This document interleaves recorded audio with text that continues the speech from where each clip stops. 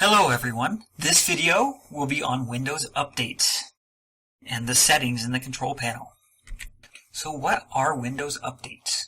Well, they check your computer for software updates. Generally Microsoft or Windows operating system updates, and they can also be device driver updates, so the parts of your computer if they need an update. So why is this important? Why do we need updates? Well, sometimes there's a security hole that's found that needs patched to prevent unauthorized access or hackers from getting into your computers. Or maybe a device is just being buggy and they need to update it so it stops being buggy.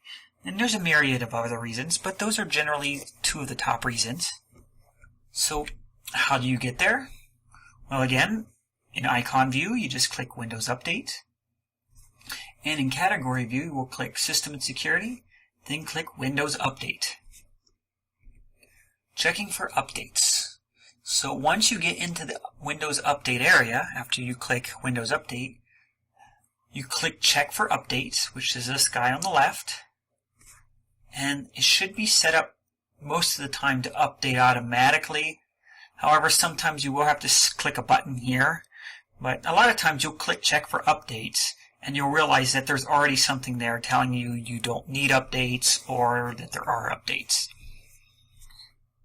Another thing that we'll go over really quickly is that there's also this View Update History. So if you're ever questioning whether or not you got a certain update, you can always click this, and it takes you to a list where you can see different updates that are currently on your computer. So installing Windows Updates. You must be connected to the internet for this to work. So after you check for updates, you will be prompted to install updates if you have any. If you don't have any, it's not going to prompt you to install anything. So there will be two different types of links. And the links are what I'm talking about right here. So one will say important updates, and one will say optional updates. So my current computer only has optional updates, but if it had important ones, it would also have a link mentioning that I have X number of important updates available. And then you click Install Updates. So we'll go ahead and go over this really quick. But before we really get rolling, some things to note. Often an update will require you to restart your computer. So I always recommend don't do anything important while you're updating.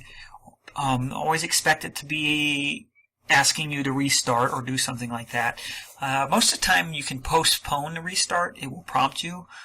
But there's that occasion where it might just restart on you. So be sure you have everything saved just in case it does restart. And finally, installing updates on boot up. So many times after you restart your computer or turn it on for the next time after you've installed updates, your computer may need to install more updates or configure them. And if that happens, it could take some time doing that before the computer actually gets to your desktop where you can use it. So just be prepared and aware that if you did update your computer or if it automatically installed updates, that the next time you turn it on, it may install updates and it may take several minutes to boot up to your desktop.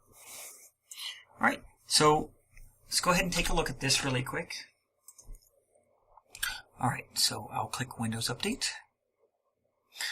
And you'll notice here, if I were to click Check for Updates, it will check for updates. And at the moment I have one optional update, so I'll click that. And it shows me the update. I can actually click to install it, and I would click the Install button here to do that, if I wanted to actually do it right now. However, since I don't want you to wait forever to watch this, I'm going to cancel it for now.